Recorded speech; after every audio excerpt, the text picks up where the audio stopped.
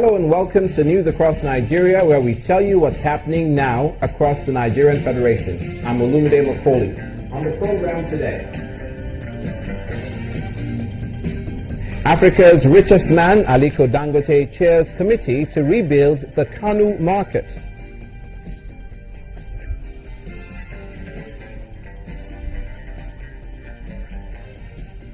The Imo State government targets local content development, signs MOU with a Chinese electronics company.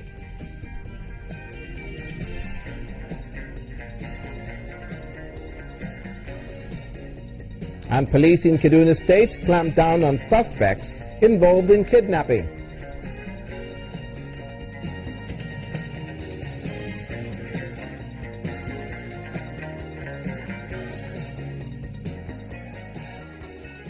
Now, we begin in the nation's capital, Abuja, at the Code of Conduct Tribunal, which says it has jurisdiction, as affirmed by the Supreme Court, and that they will proceed with the trial of Senate President Dr. Bukola Saraki for alleged false declaration of assets. The counsel to the Senate President had asked for an adjournment of the trial, but after listening to the two counsel, the chairman of the tribunal ruled that the case would go ahead, and even if the defense intends to appeal the judgment, it should not stop the proceedings of the trial, provided the prosecution is ready to commence. The prosecuting counsel, Rotimi Jacobs, responded with an affirmation that they indeed are ready to take the witnesses. The Department of Petroleum Resources, Port Harcourt Zone, has intensified surveillance around petrol stations in Rivers State to ensure that the product laden at various depots get to the consumers at the official price. Some independent marketers took a swipe at the regulating agencies for not doing enough to check the excesses of depot operators. Long queues, endless wait to buy petrol, and the attendant's frustration gets the attention of the Department of Petroleum Resources, Port Harcourt Zone, in the Rivers State capital. Representatives of the regulatory agency are on a surveillance exercise to enforce the sale of the product at government-regulated price. We are loading from the depot, and we have our manifest. That's why we are going around from those who receive from Friday to date to ensure that they have products and they are selling to the public. Whoever is not selling to the public and has products, we will force them to sell, and they still pay the fine. Because if you are hoarding, we must make you to pay the appropriate fine and sanctions. All records are checked to ensure full compliance, and then any station that fails to comply is sold off. It is so frustrating in the sense that we were on queue here and they were selling at 145 before you came. All of a sudden now that they say the pump is not working, so it looks as if there is a manipulation somewhere and there is no sincerity. If things are going this way, it's either we are not doing our work, even as monitoring agents, or those people are trying to boo-boo us.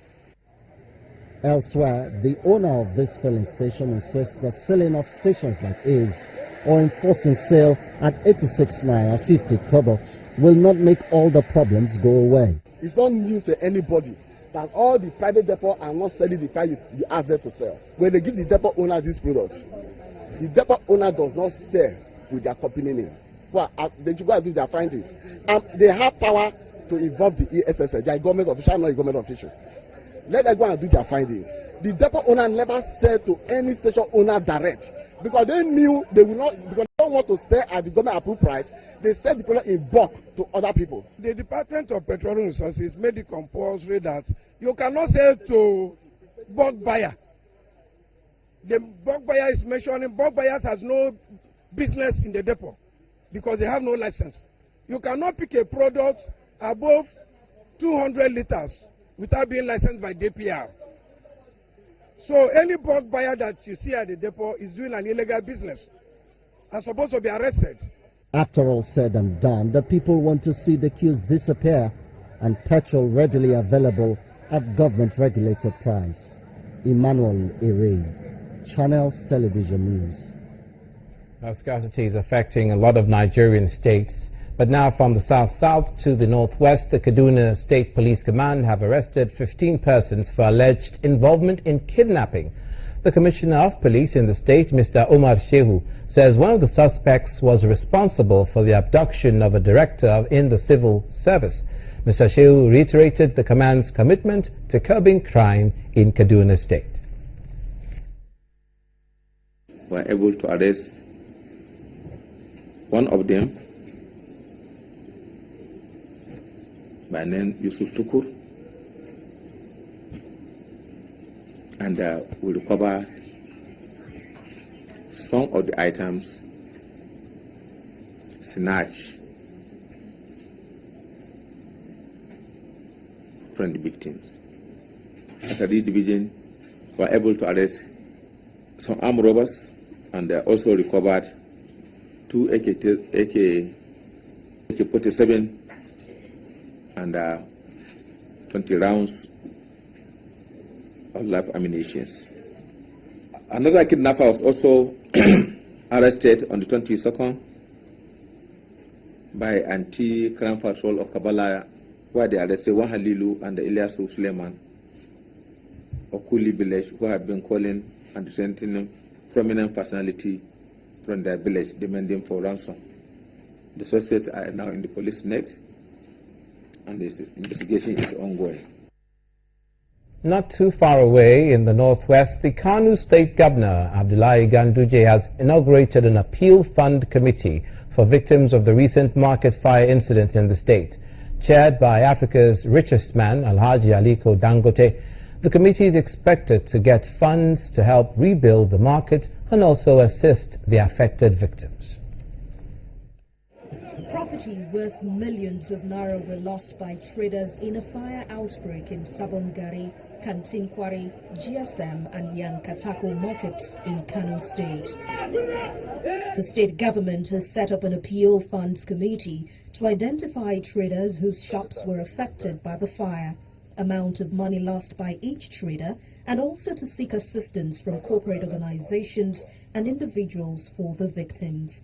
They have identified 7,000 shops at a cost of 10,000 per shop, giving a total of 70 million naira.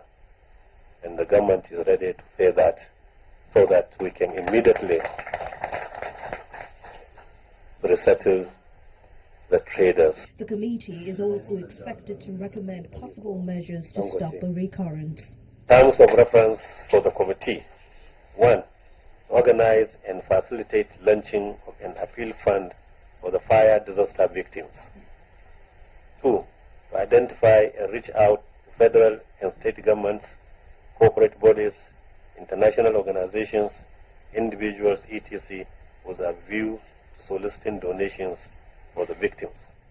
The chairman of the committee, Mr. Aliko Dangote, assures the governor that the committee will fulfill its responsibility to the victims. You have to be rest assured, Your Excellency, we will not fail you. With the kind of people that you have on this committee, we will do our best to make sure that we put all these disasters behind us, and we will try as much as possible to even submit the report within 6 weeks so that we can quickly go and raise funds. In the meantime, the government has promised to use the reports of the Judicial Committee of Inquiry to resettle some traders at the cost of 70 million naira. That's good news for the victims. You're watching news across Nigeria. Coming up, the Imo State government signs a memorandum of understanding with a Chinese electronics company. Please stay with us.